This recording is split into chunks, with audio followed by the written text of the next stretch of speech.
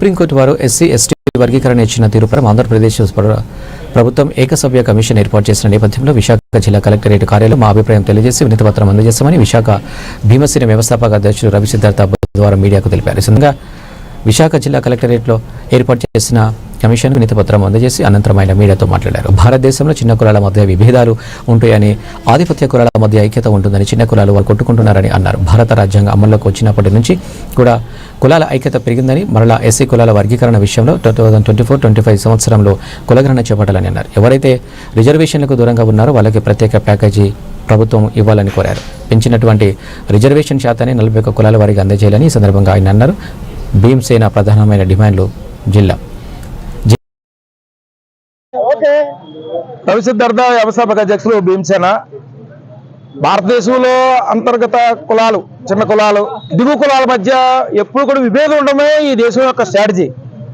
ఆధిపత్య కులాలు తక్కువ సంఖ్యలో ఉన్న వాళ్ళు అన్ని మనల్లో వాళ్ళ చేతిలో ఉండడానికి గల ప్రధానమైన కారణం వాళ్ళు ఐక్యంగా ఉంటారు. కింద ఉన్నటువంటి కులాలు వాళ్ళు కొట్టుకు చేస్తూ ఉంటారు. అది అనాథగా జరుగుతుంది.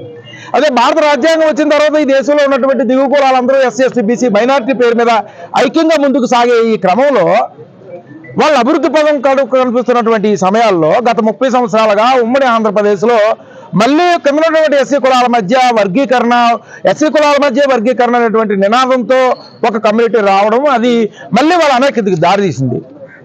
అనుకోకుండా ఆంధ్రప్రదేశ్లో 1994 సంవత్సరంలో ఒక అశాస్త్రీయంగా ఇంప్లిమెంట్ అయింది. అది అశాస్త్రీయంగా జరిగిందని గౌరవ సుప్రీంకోర్టు కొట్టివేసింది. ఈ తర్వాత మళ్ళీ ఆంధ్రప్రదేశ్ 2 రాష్ట్రాలుగా, తెలంగాణగా ఆంధ్రప్రదేశ్గా విడిపోయింది. అక్కడితో మళ్ళీ ఈ సమస్య పరిష్కారం అవుతుంది అనుకున్నాం.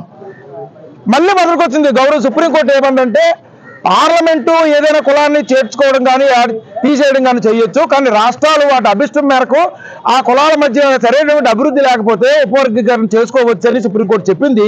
ఆ చేసుకోవచ్చు అనే క్రమంలో ఏం చెప్పిందంటే, చేసుకునే ముందు మీరు ఎప్పుడో పాత లెక్కలు పట్టుకొని చేయడానికి వీలు లేదు, లేటెస్ట్ కులగణన జరిపి ఆ తర్వాత అక్కడ ఆర్థిక సామాజిక విద్యాపరమైనటువంటి విషయాల మీద పూర్తి రీసెర్చ్ జరిపిన తర్వాత ఎవరికైతే అన్యాయం జరిగిందో అన్యాయం జరిగినటువంటి కులాలకి ఉపవర్గీకరణ చేసుకోవచ్చు, కానీ దానికన్నా ముందు కులగణన జరపాలని చెప్పింది.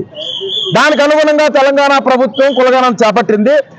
ఆంధ్రప్రదేశ్ ప్రభుత్వం కూడా ఒకవేళ క్లాసిఫికేషన్ చేయాలనుకుంటే సమస్య ఇక్కడే పుట్టింది కాబట్టి క్లాసిఫికేషన్ చేయాలనుకుంటే ఏం చేయొచ్చు అనే అంశం మీద ఏకసభ్య కమిషన్ రాజీవ్ రంజన్ మిశ్రా వారికి కమిషన్ వేసింది. ఇది 3 రోజులుగా శ్రీకాకుళం, విజయనగరం, ఈ రోజు విశాఖపట్నం రావడం జరిగింది. వారికి ఈ రోజు ఇక్కడ విశాఖపట్నంలో ఉన్నటువంటి అంబేద్కర్లు, ప్రజాస్వామ్యవాదులు, ప్రజలందరూ సమైక్యంగా కోరుకున్నటువంటి అభ్యర్థులు కూడా వినతిపత్రం ఇవ్వడం జరిగింది.